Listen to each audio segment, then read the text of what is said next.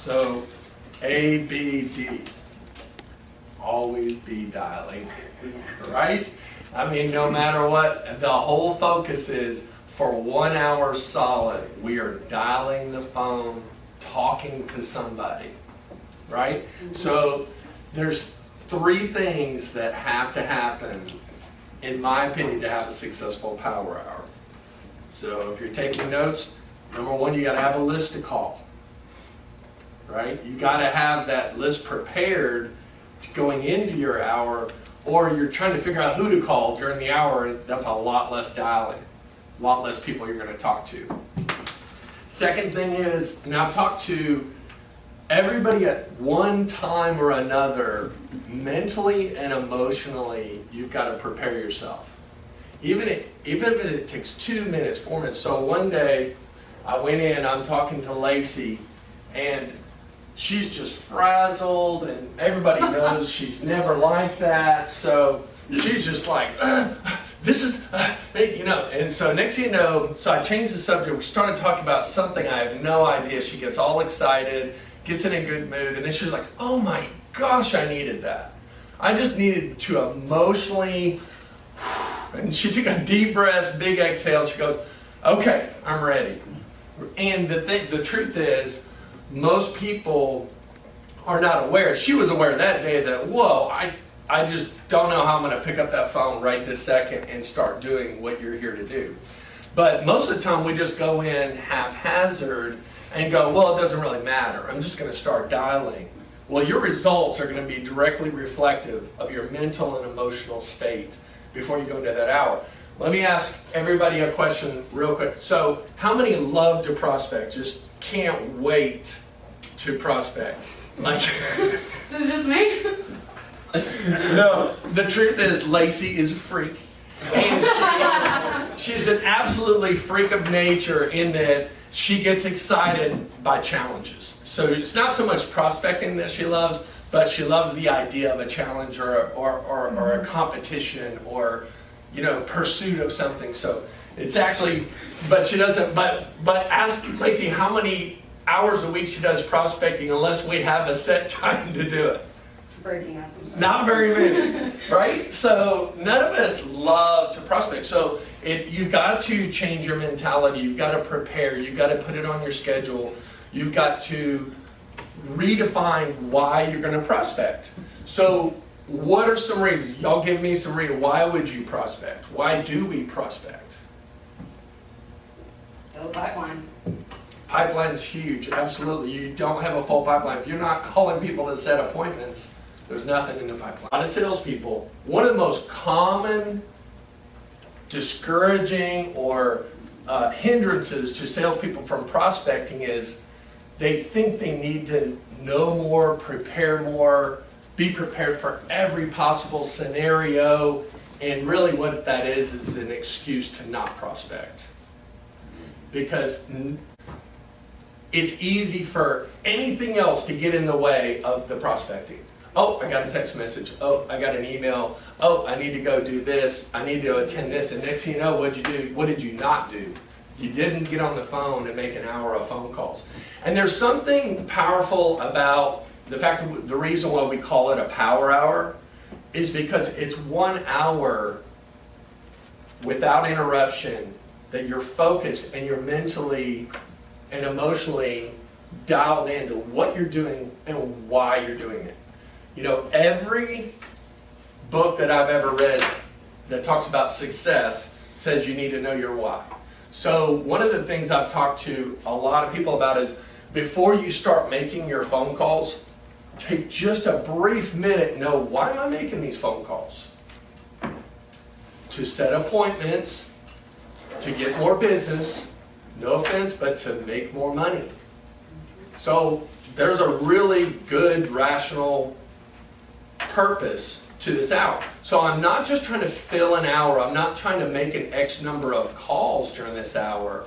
I'm actually trying to get results out of this hour that are, it affects everything, but if you skip that one step and you don't get mentally or emotionally prepared, and it only takes a minute or two to shut down whatever else is going on.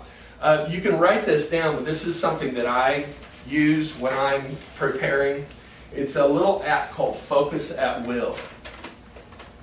And it's literally scientifically engineered. If you have a hard time shutting your mind down and transitioning from one task to another, and you use this not just in prospecting or power hours, but it's if you're going down and you're going to prepare bids or whatever, and it just runs in the background on your computer or on your phone or whatever, and it does something where it allows, and sometimes it's got mild, moderate, and intense. Sometimes you need to get your energy up. Sometimes you need to dial it back down.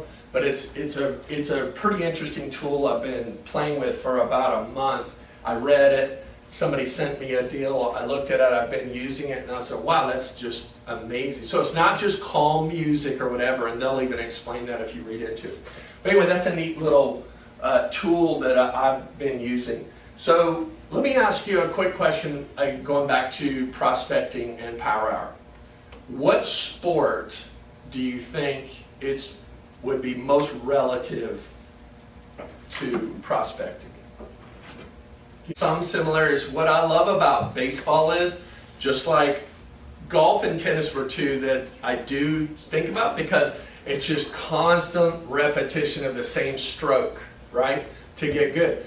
What is the misnomer that we've heard for many years? Practice makes perfect, but that's not really true, is it? We've learned perfect practice makes perfect. Okay? So practice does not make perfect. Perfect practice makes perfect. So if you do the same thing over and you don't do it very well haphazardly, you don't get better at it. Just because you did it 1,000 times, you didn't do it very well, or you didn't do it as well as you can. That's the three small attributes that don't get talked about enough, in my opinion, is if you're in sales, there's always immediately the negative connotation, right? There's just, you're a salesman, you're a salesperson. But I've found you can dispel that so quickly, and Tom, you know, we've all talked about this, but people can hear you smile over the phone, right? They don't know. There was one lady that I set an appointment with. I went out there and she said, "I could just tell by the way you spoke to me on the phone that I was going to enjoy meeting with you." All I did was say, "When are you available?" And you know, we didn't go into any kind of product information or anything. And so people can feel that through the phone. So smile, always be friendly, but then the caveat that holds it all together, also always be professional. So smile, friendly, professional. And it's interesting because when I work with Tommy and Greg and Nick and Lacey, they're all stronger in different areas than the other.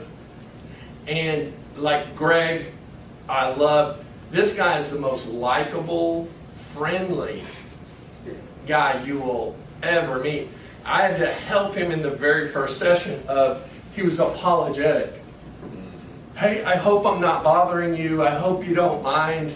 If I could just maybe, I'm sorry if," right?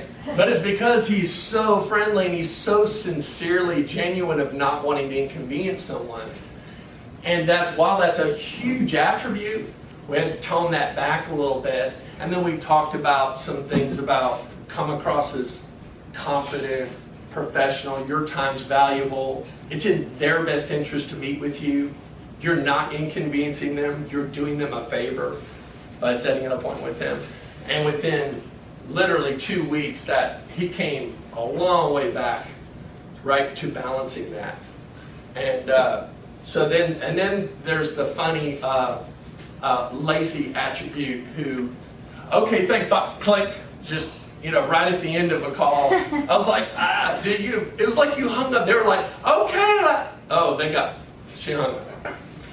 It's hilarious. But we've talked about it, and she's like, "Well, here's my philosophy." Okay, well, we can just dial that back just a tiny, tiny bit, right? It's an empathy score, right? Oh my gosh, it's so bad. No, it's fantastic. I And am working on We're it. working on it. the irony is, will that ever make it where they don't want to meet with or don't want to? No, not at all. We've already got the appointment that. That's right. Like, why do I need to let you tell me goodbye for 5 more seconds? I've got to call somebody else. So, Oh. anyway, it is hilarious. But we all have our strengths, weaknesses. But at the end of the day, just remember that we're dealing with a team and we're all heading in the same direction. I'll close with this. Just some numbers for those of you that are not in our sessions. I was going to brag on Greg a little bit. So he made 30 calls in an hour, I think it was last week.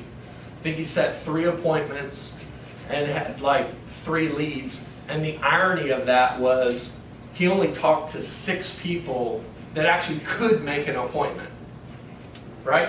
24 were leaving messages, he didn't get a hold of anyone. So one of the things I talked to Steph about is just because you see 24, 25 calls and 2 appointments doesn't mean you're batting, you know what I mean, .01. It's like he was batting 500 or more, which is pretty awesome, which means your talk tracks are good, your conversations are going well, you're leading the conversation in the direction you want it to go, and you're getting the results the majority of the time, what you want. But that's why we try to emphasize getting the number of calls, because there's going to be a lot of them. There's no way you can set an appointment if you don't talk to the person that can. And the interesting thing, this week with Greg, we kind of curbed that. So you're talking to so many of these receptionists, secretaries, that let's start trying to gather some more intel and seeing if they're able to set appointments for that person that's not there. And he had a couple of great conversations yesterday that said, yeah, no, I'll pass that on. And then he learned, oh, they've got this many computer. Oh, yeah, we're very IT dependent. See now, oh, man, I definitely need to follow up with them. All right, that's